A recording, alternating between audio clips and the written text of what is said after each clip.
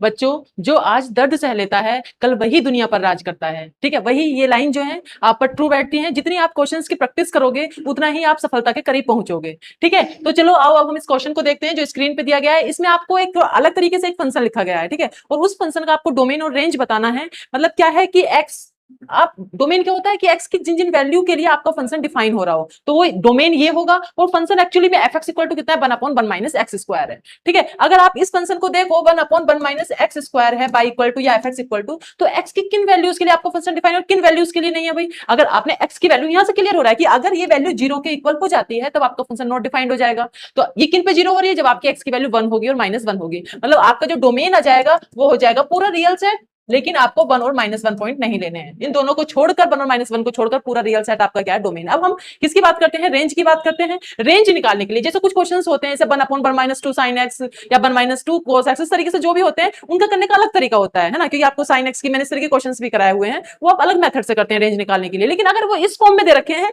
तो इसमें आपको क्या कन्वर्ट करना है, आपने लिख लिया कि y इक्वल टू 1/(1 - x², अब आपको x इक्वल टू बाई की फॉर्म में लेके आना है। ठीक है, यहाँ पे बाई इक्वल टू दिस है, अब आपको एक्स इक्वल टू दिस लेके आना है। ठीक है, मतलब एक्स स्क्वायर इक्वल टू कितना हो गया आपके पास, 1 माइनस बाई स्क्वायर आ गया आपके पास। टोटल एक्स की वैल्यू कितनी आ गई है, plus minus root of by minus 1/बाई आ गई है। अब आपको पता है जब हम रियल की बात कर रहे हैं, रियल नंबर की बात कर रहे हैं, तो जो आपका स्क्वायर रूट में होता है वो क्या होता है, ग्रेटर देन इक्वल 0 होता है। मतलब कि जो ये वाली टर्म है बाई माइनस 1/बाई क्या होगी, ग्रेटर देन इक्वल 0 होगी। अब ये टर्म कब ग्रेटर देन इक्वल 0 होगी बेटा, जब आपका ऊपर ये बाई -1 भी ग्रेटर देन 0 हो और बाई भी ग्रेटर देन 0।